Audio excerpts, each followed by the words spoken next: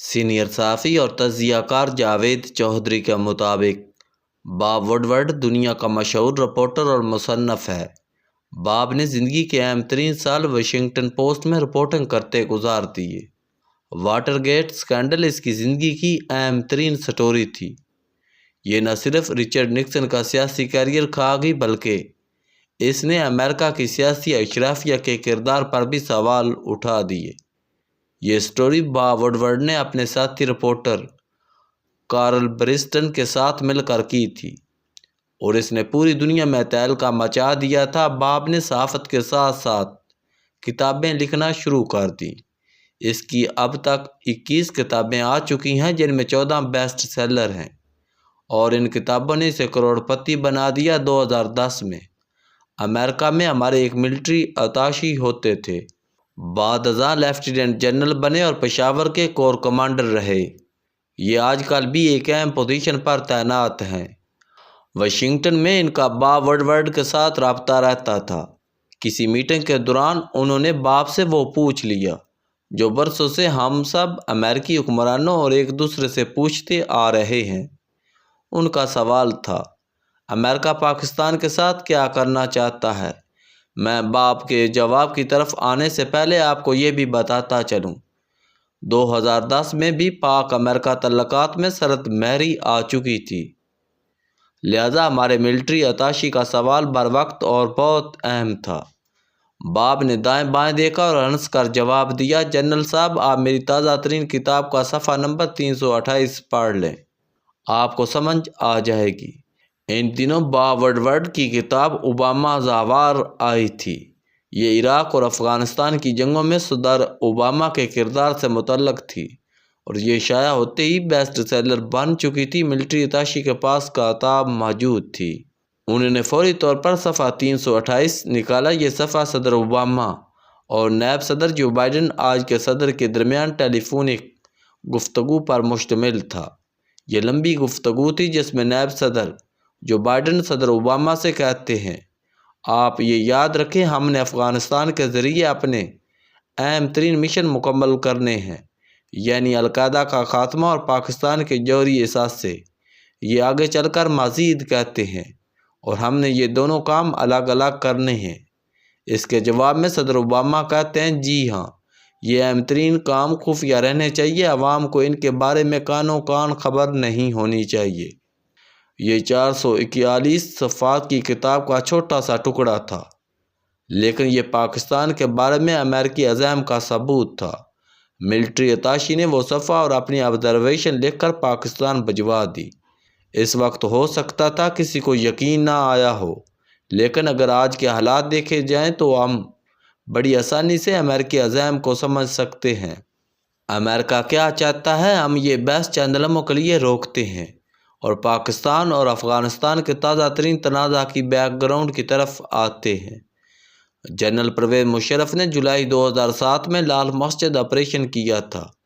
یہ آپریشن اس وقت کی اسٹیبلشمنٹ کی بہت بڑی حماقت تھی اور ریاست وقت کے ساتھ ساتھ اس نتیجے پر پہنچ چکی تھی۔ جنرل مشرف یہ حماقت جان بوجھ کر کرائی گئی تھی اور اس کا مقصد پاکستان میں TTP کی بنیاد رکھنا تھا۔ بہرحال سکیم کے مطابق لال مسجد کا آپریشن ہوا اور اس کے رد عمل میں TTP بن گئی اور اس نے نہ صرف ملک میں بم دھماکے شروع کر دیے بلکہ KP کے مختلف علاقوں میں نفاذ شریعت کے نام پر قبضہ بھی کر لیا۔ ہم آج جب پیچھے مڑ کر دیکھتے ہیں تو سوال پیدا ہوتا ہے، TTP کے عام سے لوگوں کو پاکستان میں تباہی پھیلانے کے لیے ٹیکنالوجی، اسلحہ اور پیسہ کون دیتا تھا؟ آپ بھی غور کریں گے تو آپ کو بھی جواب مل جائے گا۔ بہرحال اس سکیم میں آگے چل کر بھارت بھی شامل ہو گیا اور اس نے افغانستان میں قونصل خانوں کے ذریعے پاکستان کو نشانہ بنانا شروع کر دیا۔ تحریک طالبان پاکستان اور بلوچ علیحدگی پسند تنظیمیں انڈیا کا بارود تھی۔ بھارت نے حامد کرزئی اور اشرف غنی کے دور میں افغانستان میڈیا پر بھاری سرمایہ کاری کی۔ افغانستان میں 52 ٹیلی ویژن چینل بنائے گئے اور زہریلے پراپیگنڈے کے ذریعے افغان نوجوان نسل کو یہ باور کرا دیا گیا، آپ کے تمام مسائل کا ذمہ دار پاکستان ہے۔ پاکستانی آپ کی لاشیں بیچ کر ڈالر کما رہے ہیں، لہٰذا جب تک پاکستان موجود ہے اس وقت تک افغانستان میں امن قائم نہیں ہو سکے گا۔ یہ بیانیہ آہستہ آہستہ افغانستان کی اس نسل نے قبول کر لیا جس کی آنکھ جنگ میں کھلی تھی اور وہ افغانستان میں امن چاہتی تھی۔ لہٰذا افغانستان میں پاکستان کے خلاف نفرت کی فصل پک کر تیار ہونے لگی اور یہ کام افغانستان میں امریکی حمایت یافتہ حکومتوں کی موجودگی میں ہوتا رہا۔ بھارت نے دوسری طرف TTP کو ٹریننگ کیمپس بنا کر دی اور یہ انہیں مشینری اور بارود بھی فراہم کرنے لگا، اور یہ بھی امریکہ اور اس کے حمایت یافتہ صدور کی آنکھوں کے سامنے ہوتا رہا۔ بہرحال قصہ مزید مختصر 2021 میں امریکہ دوسری بار افغانستان کو بے یار و مددگار چھوڑ کر چلا گیا۔ پاکستان کی خواہش تھی افغانستان میں کولیشن گورنمنٹ بنے، لیکن اشرف غنی اچانک فرار ہو گیا اور افغان فوج تتر بتر ہو گئی اور اس کے نتیجے میں پورے ملک پر طالبان کا قبضہ ہو گیا۔ طالبان ماضی میں پاکستان میں پناہ گزین رہے تھے، ان کے بچے، کاروبار اور جائیدادیں بھی پاکستان میں تھیں، لہذا ہمارا خیال تھا افغانستان میں اب TTP اور اس کے کیمپ ختم ہو جائیں گے۔ طالبان نے بھی ہمیں یہ یقین دہانی کرائی تھی، مگر نتیجہ اس کے برعکس نکلا۔ کیوں؟ اس کی دو وجوہات ہیں۔ امریکہ پاکستان میں ایک بڑا اور مضبوط میزائل لانچنگ پیڈ بنانا چاہتا ہے جس کے ذریعے یہ چین، روس اور ایران کو کنٹرول کر سکے۔ آپ کو اگر یقین نہ آئے تو آپ اکتوبر 2022 سے جنوری 2025 تک سینٹ کام کے commander in chief general Michael E Kurilla کے پاکستان کے دوروں کا ڈیٹا نکال کر دیکھ لیں۔ جنرل مائیکل نے پچھلے 3 برسوں میں سب سے زیادہ پاکستان کے دورے کیے۔ کیوں؟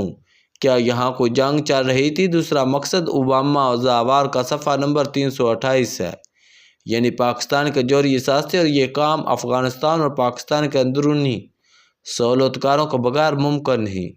لہذا افغانستان میں پاکستان کی دوست حکومت کے باوجود TTP بھی سلامت رہی اور اس کی ٹریننگ کیمپ بھی۔ TTP کے کیمپس 3 صوبوں میں قائم ہیں۔ یہ تینوں صوبے پاکستانی سرحد پر واقع ہیں اور TTP کے دہشت گرد بڑی آسانی سے وہاں سے پاکستان میں داخل ہو سکتے ہیں، اور یہ نہ صرف ہوتے رہے ہیں بلکہ 2024 میں انہوں نے پاکستان میں خوفناک تباہی بھی مچا دی۔ آپ یہاں ایک اور حقیقت بھی ملاحظہ کیجئے، امریکہ نے طالبان حکومت کو تسلیم نہیں کیا، لیکن اس کے باوجود طالبان کو امریکہ کی طرف سے ہر ہفتے $40 ملین ملتے ہیں۔ یہ رقم ماہانہ $160 ملین بنتی ہے۔